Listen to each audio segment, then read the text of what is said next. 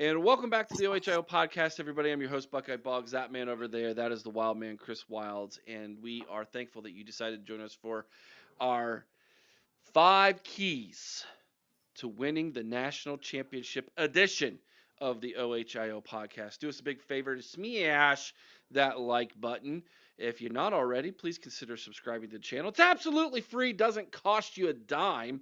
What does cost you a dime is a monthly membership with us. If you feel that we are worth $3.99 a month and you want some additional behind the scenes content, only $3.99 a month. That'll get you a membership T-shirt after 1 month. It'll get you all that free content, and it gets you free shipping on any purchase from the store, which you can find on our website at theohiopodcast.com. Just click on the store link.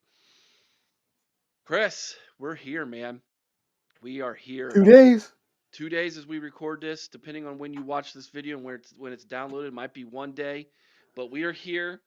Top 5 keys to victory. I've got 5 things that I feel if Ohio State does, that will bring the national championship back home from Atlanta to Columbus, Ohio. Are you ready, Chris? Let's do it. Here we go.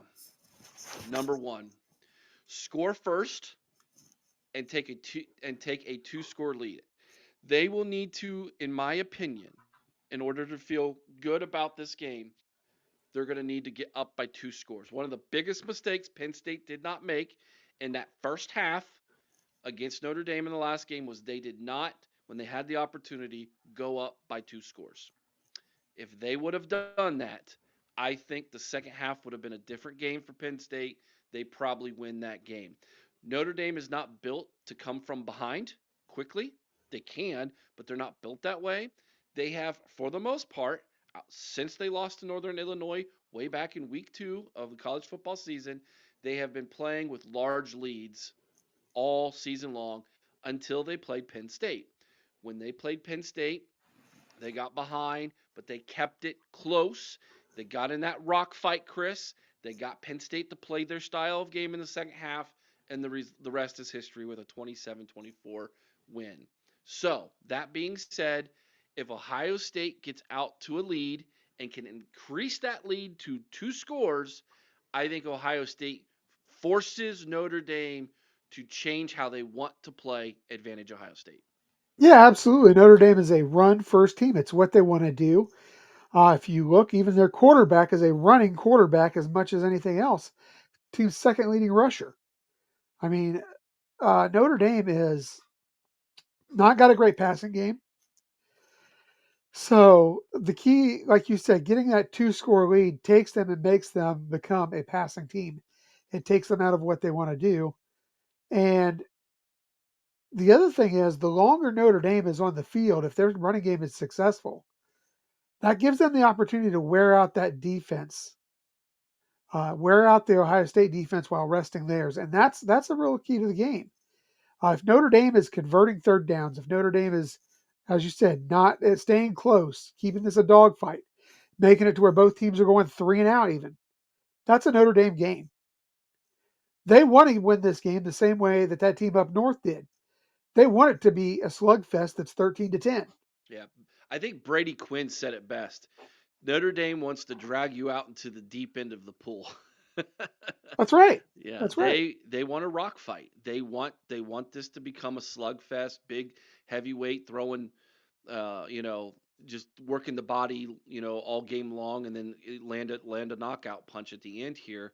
Where if Ohio State comes out swinging big, and they don't want to get into an up and down game against Ohio State. At least they're No, not built that way. they don't have the thoroughbreds to compete in a track meet with Ohio State. All right, key number 2. Ohio State needs to stop the run and make Notre Dame one-dimensional. You Yeah, kind of alluded to this already. yeah, and it's absolutely imperative. Um, can Ohio State win a game with Notre Dame's leading rusher getting 100 yards? Yes. Uh, can they give up 200 yards to the leading rusher? Probably not. Can they give up 100 yards on the ground to the quarterback? I don't think so. You've got to keep them to where I think combined they're at 150 yards or less. If you do that, that is a successful game for Ohio State. If you keep Riley Leonard and Love under 150 combined yards on the ground, I think that is a recipe to win.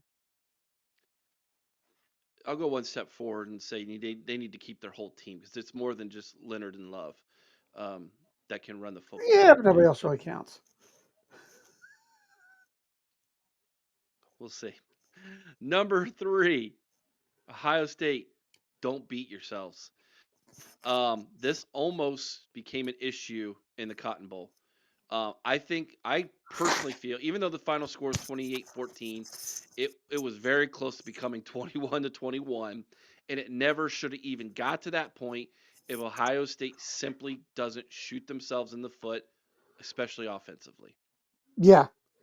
And, you know, I watched the Jim Tressel Marcus Freeman interview today. And one thing I really liked that was said was what Tressel said. Somebody had told him about keeping your head in the same place as your backside. Make sure that wherever you're at, your head is in that game. Don't let yourself get carried away. We've seen that, sadly, under Ryan Day's coach teams. We've seen that a lot in big games where we saw it out of Specifically G. against the team Scott. up north. Yep. Yeah, we saw it against the team up north. We're seeing that G. Scott against Georgia. We saw Travion, who never loses his temper, do it last week versus our last game versus Texas. Um, that's the kind of mistake that'll kill a drive and could cost you the game. Like you said, Eric, that should have been a three-score game before Texas even got on the board. But they shot themselves in the foot on a couple of consecutive drives and let that game be way closer than it had to be. They absolutely did. It's not even debatable. And it it was way too. It took a Jack Sawyer amazing scoop and score and a defensive stance on the goal line to prevent um, that game possibly being tied and maybe going into overtime. And Sarkeesian didn't help his team there because he called his play calling was of Pete Carroll type proportion. If you remember the Super Bowl a few years ago that the Seahawks handed the Patriots, Uh huh. when you've got on your you've got 1 yard to go to score, and you've got a great running back squad duo, and then you hand it to the third guy on your list of potential targets, and then you try to start throwing the ball. Absolutely insane. Sarkeesian shot himself in the foot as much as Ohio State did. Oh no, you're 100% right with that. All right, number four. Ohio State needs to extend drives, limit Notre Dame offensive opportunities. At some point, games, especially games where it's one score or two scores, or more even, it becomes more about math than it does the actual game. I tried to explain this to everybody during the Oregon game, Yeah. and emotions and uh, the flow of the game at that time kind of dictated more so from our end than what the coaches were doing. But the coaches were playing a simple math game: time versus opportunities or drives. And as the time gets less and less and less, those opportunities become less and less and less. The percentage of Ohio State winning becomes higher, and so now you're just playing the odds. Is all you're doing. That's why you play prevent. Um, you make them drive it down the field. You make them use up more time and timeouts, etc., because their odds of them winning that game become lower. If we can do number one and we get up to a two-score lead, it becomes paramount then that the offense, even if they don't score, at least extend drives and take up time and make the game move along faster and limit Notre Dame's opportunities to make a comeback. So, and, and the biggest part of that I've seen in Ohio State's offense, Chris, is if they get that first down, seems like they get on a roll. Yeah, absolutely. And you are 100% correct in this as well, Eric, because what we need to see from Ohio State is you need to be at or around 50% on your third down conversion, something we haven't seen a whole lot of. Now we've won games where we didn't have. Was it Tennessee or Oregon where we only had the 9 third downs? Tennessee, because we didn't have very many third downs in that game because Yeah. we were scoring on first and second down just So like I think we every were what drive. four of 9 or something to that Yeah, effect, if I remember right. yeah. Uh, and it's great if we have that situation, but at the same time, like you're saying, remember Notre Dame is a good ball club. They're going to bring the fight to you at some point. The key is to make sure that you can weather that, and the best way to do that is, as you said, keep the offense off the field. Yes, defense can score. It's true. We've seen it firsthand.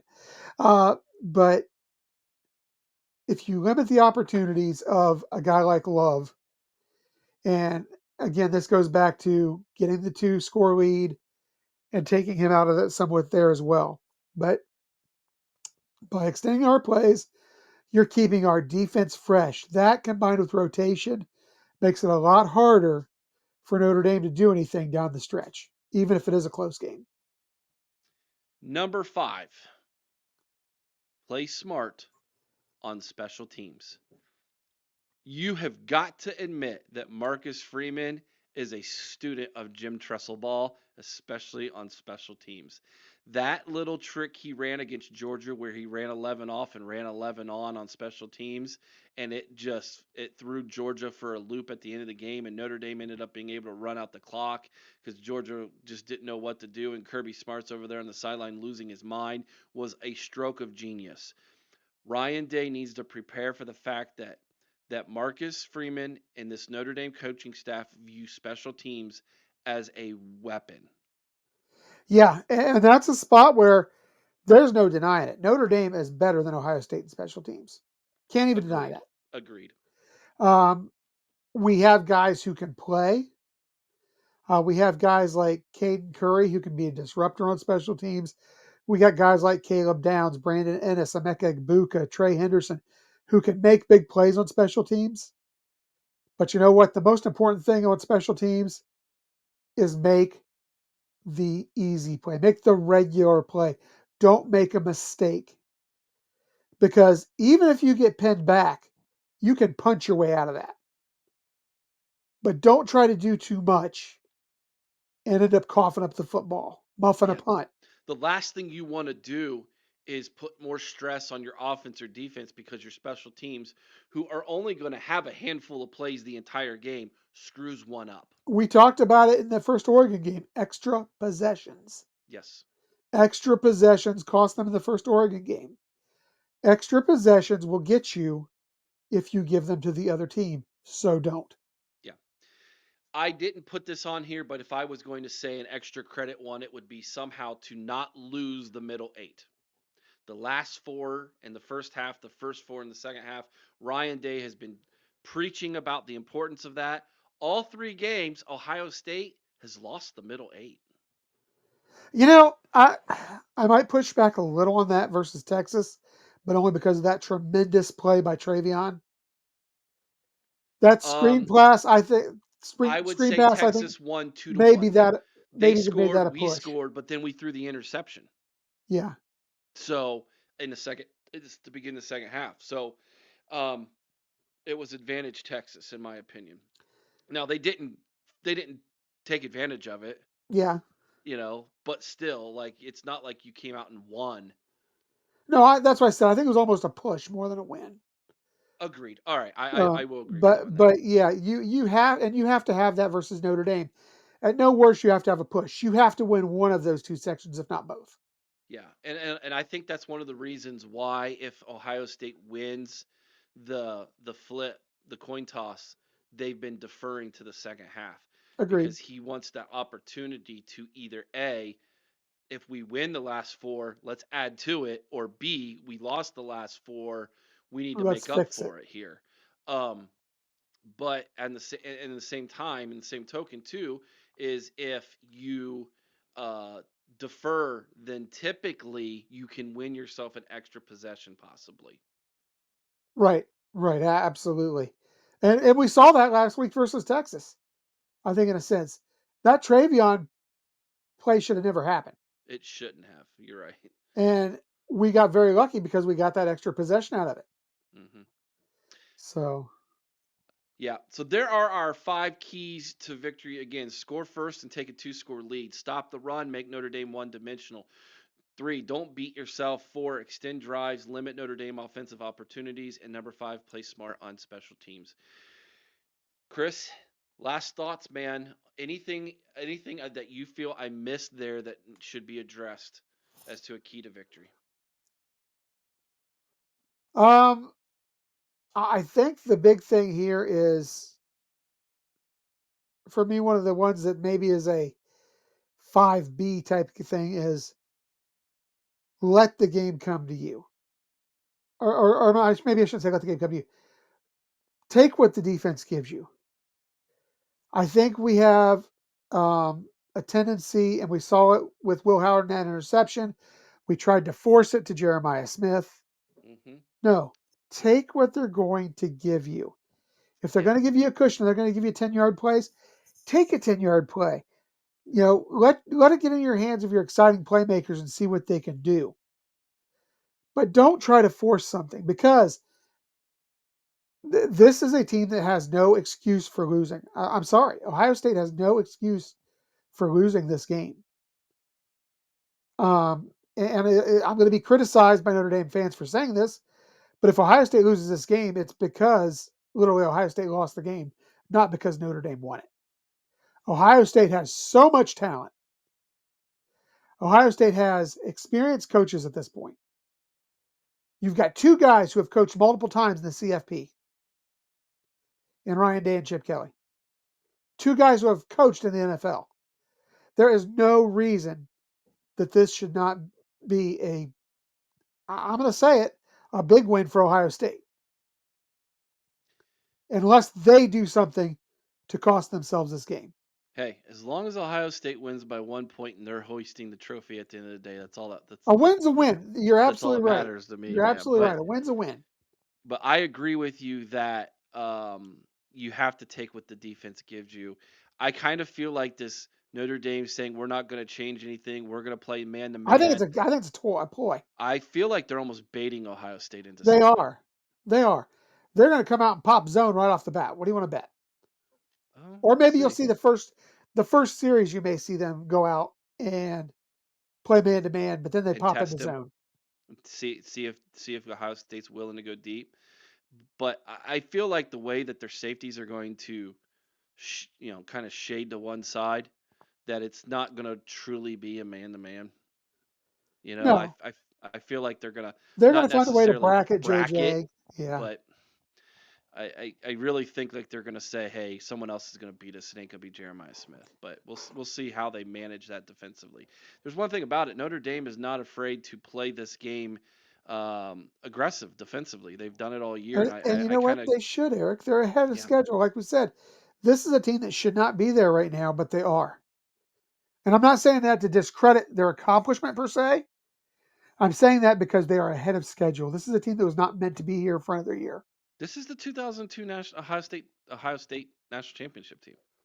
It really is. No one expected them to be there. No one, and they are. So you you you have to take them serious. You don't want to go into this thing thinking you already won the national championship, which the fans can think whatever they want. I'm talking about the players here. You want them to be confident, but you also want them to be hungry and take their opponent seriously. And I So think they are. I do. I think they are absolutely.